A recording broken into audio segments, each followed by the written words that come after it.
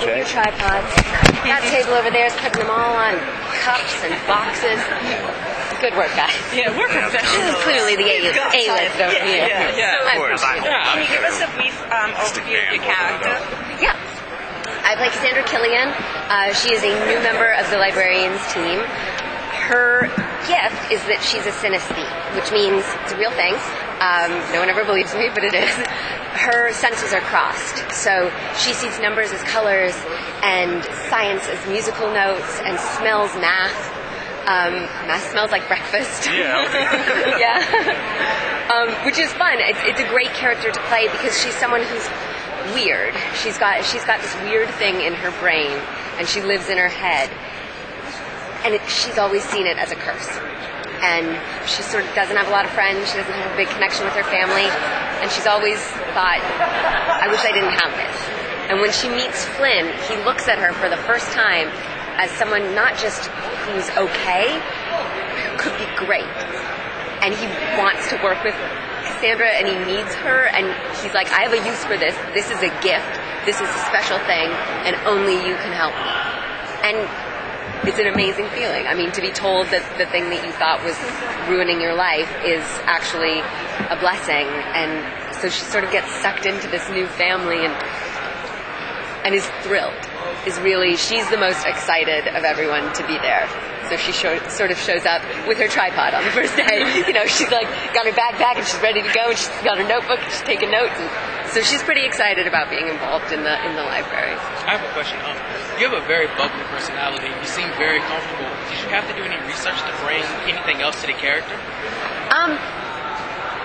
You know, one of these things that's really interesting about the way we're portraying this illness is that she also has a brain tumor. So I do play it a little more down than I am.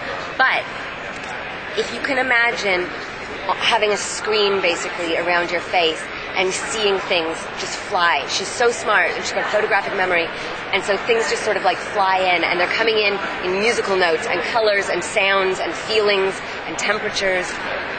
I get to play a lot of the physicality of that, where it is something that sort of is bigger than she is. So I think part of my physicality and her physicality are that sort of bigness and bubbliness and sort of very comfortable in your skin sort of thing. I think she's not comfortable in her head, but she is comfortable in her skin.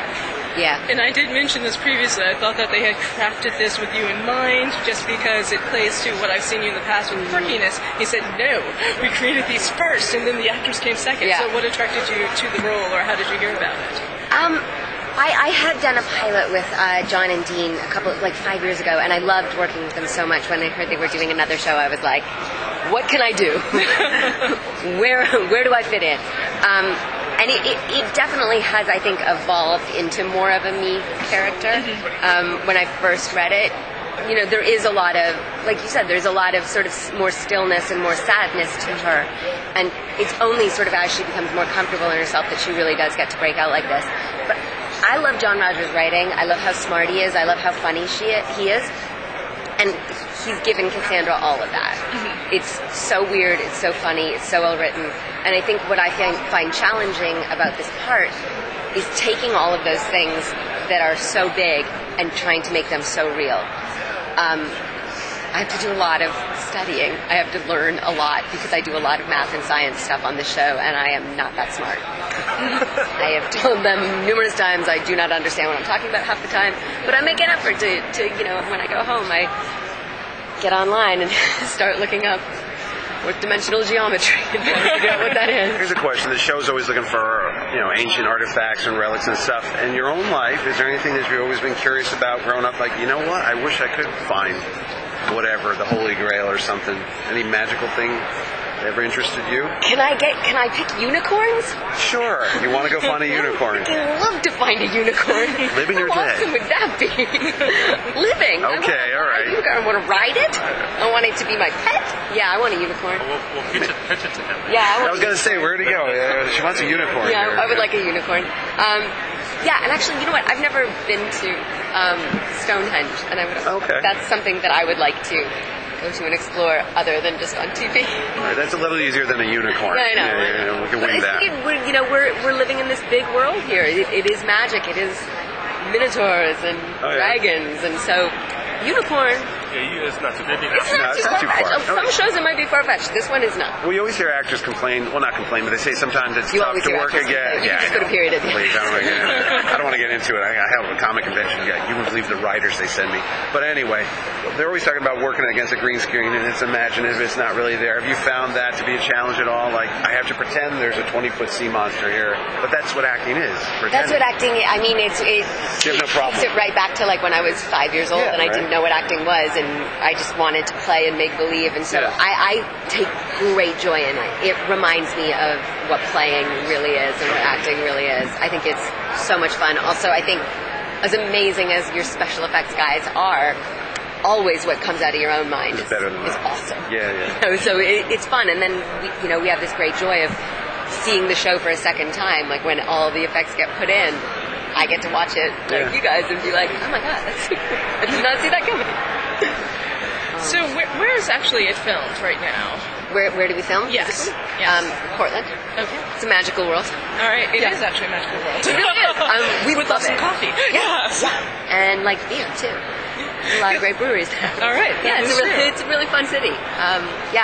Love it. I guess it's because, again, when you think about the quote-unquote metropolitan public library that they film it, I keep thinking, New York Public Library film. I don't think they're filming there. So where are they filming? Yeah. You will see there is something in the first 2 episodes that might explain that for you. Okay. Yeah.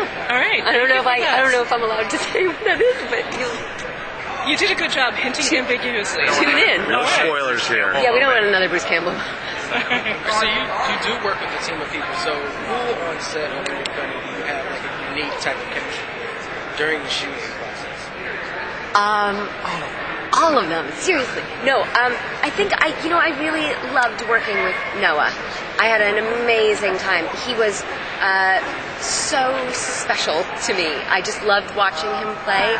I loved watching the risks he took. I've never worked with anyone who can make every single take completely and utterly different and totally the same, and he's enjoying it, and he loves it, and he's so good in his character. It's so much fun.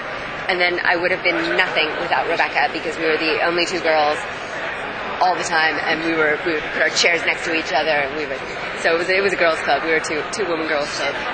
Yeah. Can you talk about Cassandra's relationship with the rest of the team? Yeah, I think one of the awesome things about this show is we are so different. We are all of us as people, actors, and characters so completely different. And we do mine a lot of comedy in the beginning of these, 4 new people showing up at the library and not getting it, not knowing why we're here, what we're doing. It's a lot of, you want me to do what? You want me to do why? Like, where are we going now? And what is change? What are we running from? What are we running towards? Like, there's a lot of like fun in that, and I think Cassandra ends up being this sort of little sister character to everyone, and everyone's trying to protect her, and sometimes doing a good job and sometimes not doing a good job, and she's everyone wants to take care of her because she is sick and because she is young, and she's a lovable little girl, I think, in a lot of ways. But what's fun is watching these sort of 4 people who have nothing in common slowly start to realize that we all have a worth and we're all here for a reason, because in the beginning we're all like, well, who's this guy? Why'd you bring him? Like, what does he bring to the team? And we sort of slowly learn through our different adventures, what we're all bringing to the team and what we all have to offer. How are they going to play out that brain tumor? I think it's a great twist, but for me it's like, oh my gosh, this character could die at any time, so... John Rogers has told me numerous times, he's like, I could kill you at any moment, I wrote it in there. So, be good, show up on time. No, you're lying. No. Last question. Okay, there is magic involved. So, I think we can, it's an interesting piece right now. It motivates a lot of what Cassandra does, especially in the beginning of the show. It's a guiding sort of principle for her, and it also affects the way she sees life. So it is there for a reason, it is also hopefully not So going to kill her. actually give her ability? No, it just sort of amplifies it. Oh. It's sort of pushing on that part that's making it Oh, okay. all seem comfortable. Magical cure Yeah, time. yeah. Yes. Yes, if anyone comes up with a magical cure for my brain tumor, please let John Rogers know. I think everyone would love to have a magical cure to a brain tumor. All right, guys, we need to wrap. All right. Thank you very much. Thank you guys so Thank you. much. Appreciate your time. We're going to kick Chris nuts. Yep.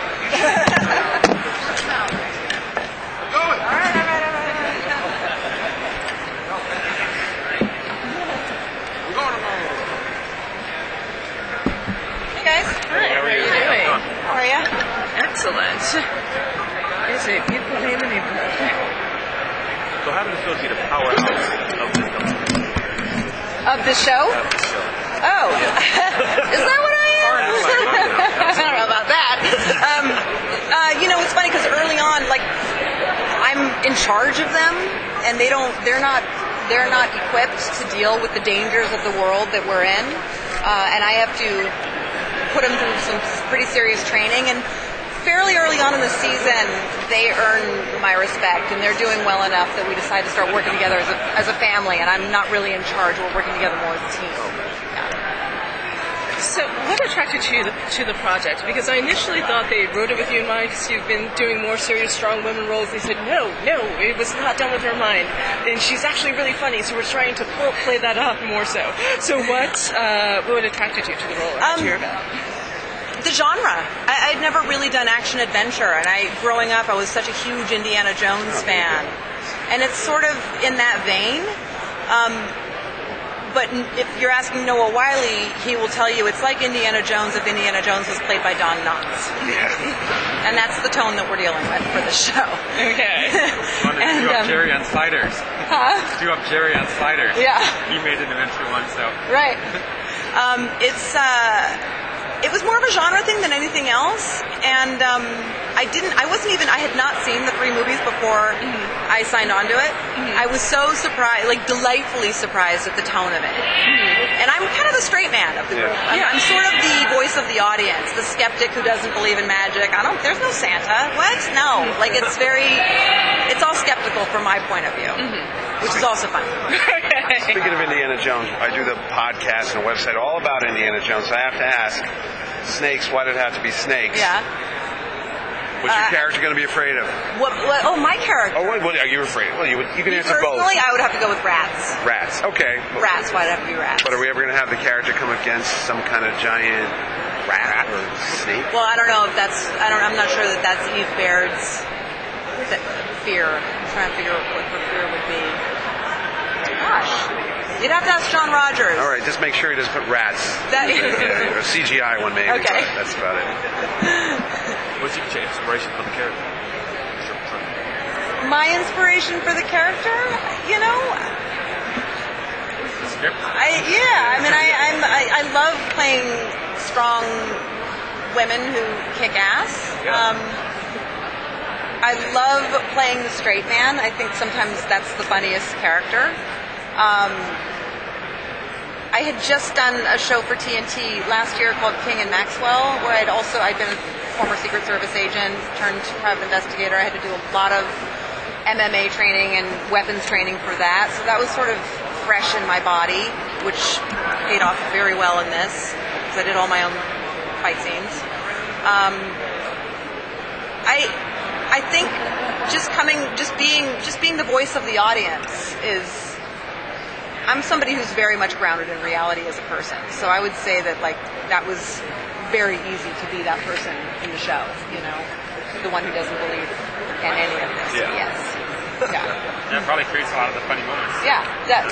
Yeah. And I still get to do a lot of ridiculous things because in there you find yourself in these ridiculous situations. that are completely silly. Has there been anything in the script that you've come against and said, you know what, that's interesting, maybe I would like to go find that, like an artifact or a real thing out there in the world, like the Ark of the Covenant or the Holy Grail? Anything personally that over the years you're like, that would be cool if they really found something like that? I mean, Excalibur is in there, which is super cool. It seems like these are all standalone episodes when you're watching the season, but there's actually a huge through line. Yeah, that's what he said as an arc. And all of the artifacts that we find are going to play into the finale together. Right. Which is amazing, because I never saw that coming. I mean, cool. we didn't know where the season was going. Like, reading the script for us was always great. So how does the library initially call your character, since you're non-mystical? He doesn't. Okay. I get invited by the library, not by the librarian. He doesn't want me there. I don't really want the job. It's a slow burn with our relationship. And I don't even believe it. I don't believe any of it. Mm-hmm. And I like my job. I'm an expert in counterterrorism. I'm in the military. My job is very important. I take it very seriously. Mm-hmm. So I don't even necessarily want the job, but then when I am forced to, when all this magic is right there in my face and I'm forced to accept that it is a reality, it becomes a little more interesting and the stakes get raised, and I realize that maybe I am needed there after all. But yeah, for the first couple episodes, Flynn's trying to get rid of me. He's trying to lose me. He does not want me there. But he's also, we're seeing him 7 years after the last movie ended, and he's kind of gone off the rails. You see a crazy man. Oh, so that's great. Yeah. Sorry. No. I was because he lost his love. So yeah, that's right. Yeah. Right. I was going to say, as an actress, are you happy to see there's more strong female types? It's not a boys' club. There's so many superheroes on TV now. There's so many action adventure folks. It's a very small category of like a Sigourney Weaver or Terminator 2. I can't think of her name right now. Hamilton. Right. What's her name? Yeah, right. Well, Linda Hamilton. But I mean, as an actress, are you happy to see there's more of a move to get? Yes, and especially in television. Yeah. In television, there are so many great roles for women now. It's great. Yeah.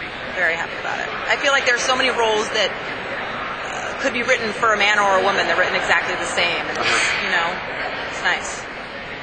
So what's going to happen with your character as the season unfolds? I mean, clearly we're going to see her start to believe in magic a little bit more. Will we see a little bit more of her personal life? You see the backstory of the 3 librarians in training in the first couple episodes. You won't really see my backstory until the Christmas episode, which is actually a little later in the season. And there's also, like I said, the Flynn-Eve Baird relationship is a slow burn, but it does head down a romantic path. Great. You seem to be playing more like a lead role here. You play like Mystique, you're more like a second in command, more than right hand. Do you like that? You like this role better as being more of a leader type? Do I like it better than Mystique? Not better than Mystique, but more just like it's a little different. You seem to answer before, being like in charge. you said, second right hand, and now you own your own. You do this more. I'm a few years older than I was when I played Mystique. But you still look the same, which makes us feel bad. I mean, it's a different character, It's a different character. It's fun. And like I said, I'm in the beginning, I'm hired to be in charge of them, but once I put them through their training, they earn my respect and vice versa, and we start to work together. I'm not really in charge of them after the first 2 episodes. You said you do your own stunts. What awesome, innovative stunts can we look forward to during the season? Or what's your most favorite stunt that you've done so far to date? I had to slide through the Minotaur's legs and shoot him in his crotch. Okay. On my back. All right. Always wanted to do that to that date. All right. I also had to, and that was played by Tyler Mane, who played Sabretooth in the first X-Men movie. I have to grab his nose ring out of his nose. I run up a wall and grab his nose ring out of his nose. Okay. That's gotta hurt. It was interesting. Yeah. So, what's your favorite episode to date? My favorite episode was the Christmas episode. Okay. Well, I got that down. Well, put it down. Start as her favorite episode. Who do you have best chemistry with, you think, working so far? Christian and I already knew each other. He played my brother on King and Maxwell. And because we had this sibling dynamic on that show, which was only a year before we shot this. We couldn't undo that dynamic. So Kristen and I had this very sibling dynamic that, like, in the best and the worst way, like, it was, hilarious. I mean, we love each other deeply. We spent so much time together. Lindy and I had never met. We became super tight immediately as the only other woman on the set. Yeah, she mentioned that. And then John Kim took such a ribbing from us. Oh my God, we hazed that boy. This was his first acting job, and he really he got initiated by us. It was. What hazing stories can you tell us? Well, I mean, I don't even. So many. The overlying conversation was about his name because he hadn't yet joined SAG. And he discovered that there was a good chance he might have to change his name because there might be too many John Kims, both behind the camera and in front of the camera, to use the name John Kim. So he was trying to figure out what name he should use, and we couldn't believe that he didn't already know what that might be. Like, as actors, we were like, I would have spent my entire life putting myself to sleep at night thinking about what my stage name would be. And so he was saying, well, I want something really Australian. So we were going like Crocodile Jackman, like Koala Newton-John, Boomerang Dingo, Barbie G'day. Like, we just kept going. And then he finally, after a month, he goes, I might go with a one-name name. Like Cher or something. So we said, like, what? And he goes, I don't know, Rooftop. We said, Rooftop? So, I mean, we were in conniption but laughter over John Kim all the time. He was such a victim on our set. So we call him Rooftop. All right, thank you guys. Thank you. Thanks, guys. Thank you.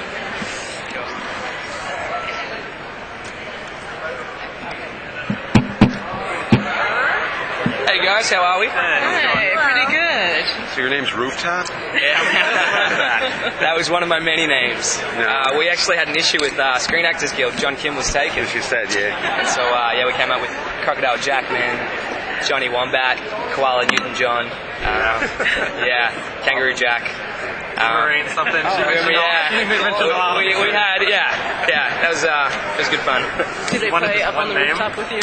The Rooftop? There's a song, Christmas song, Up on the Rooftop. Up on the Rooftop. Oh, no, they didn't. Thankfully not. The podcast. I'm sorry. Go ahead.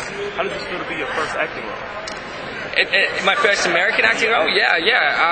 A lot of fun. I mean, can you ask for anything better? I get to work with Noel Wiley, John Larroquette, Christian Kane, Rebecca and Lindy are amazing, and John Rogers and Dean have come up with such an amazing universe for this entire franchise.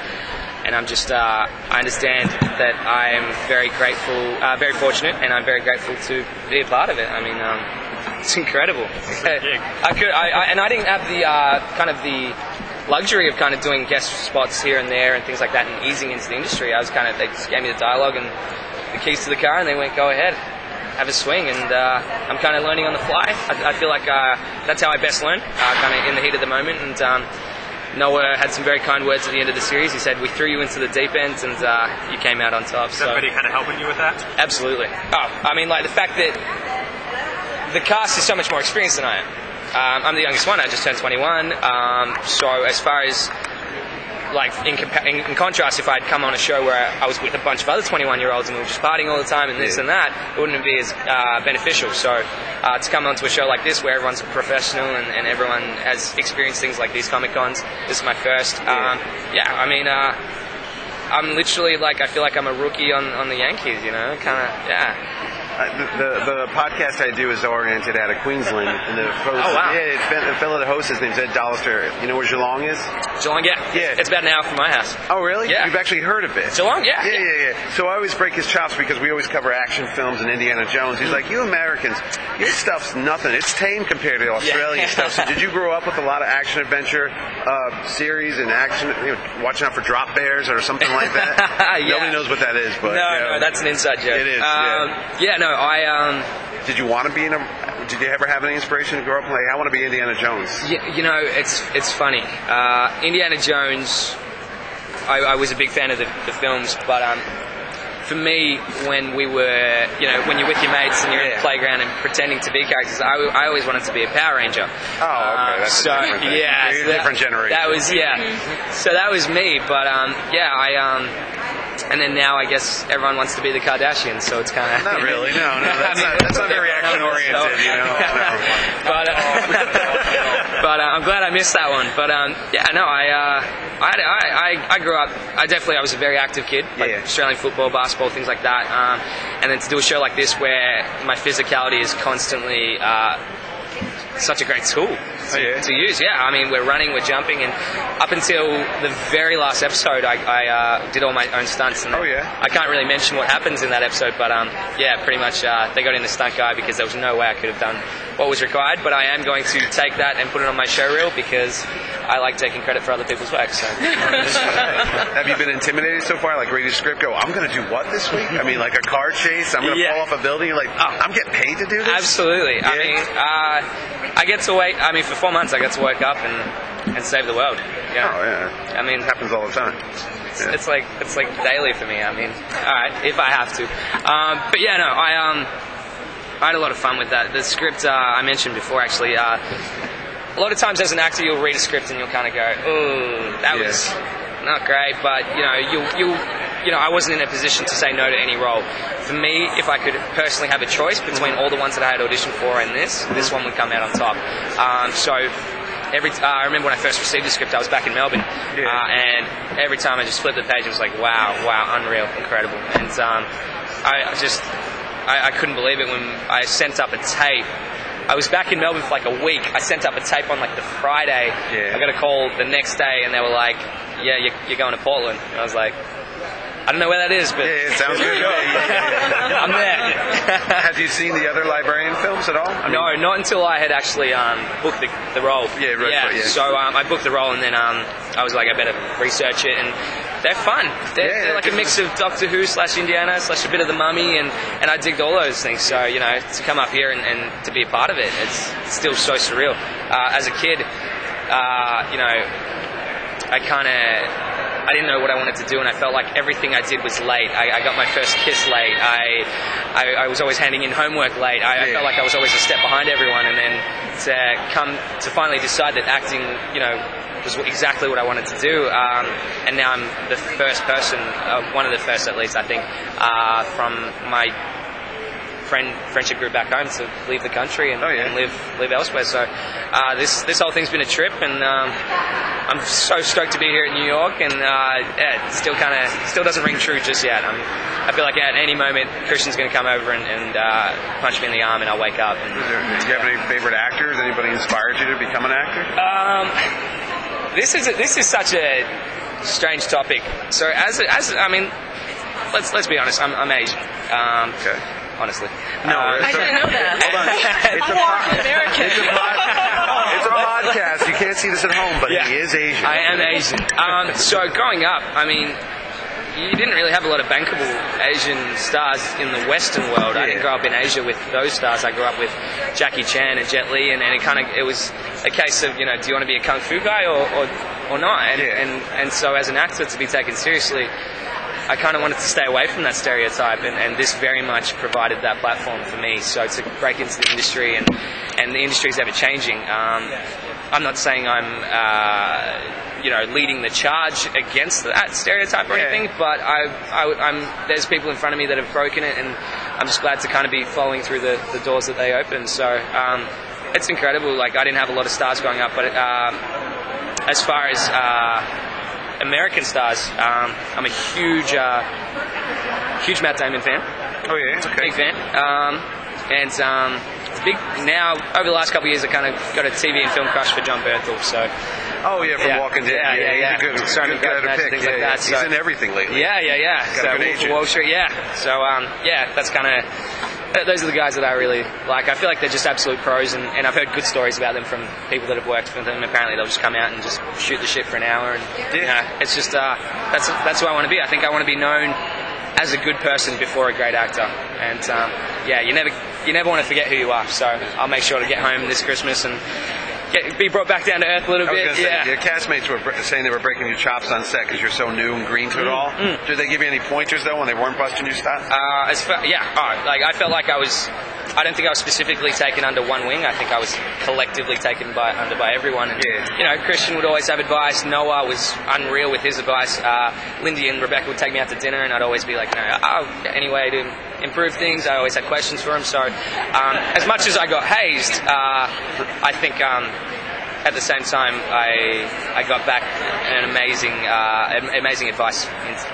Did you get back with them for any of the hazing? Come on, you could say something. It got to I think the longer I was there, I got more comfortable. You know, I would be like, I would bust their chops a little, and you know, there was a rotary phone in the library, and I'd be like, so what's that? You guys used to have cords on your phones, and they'd be like, ooh.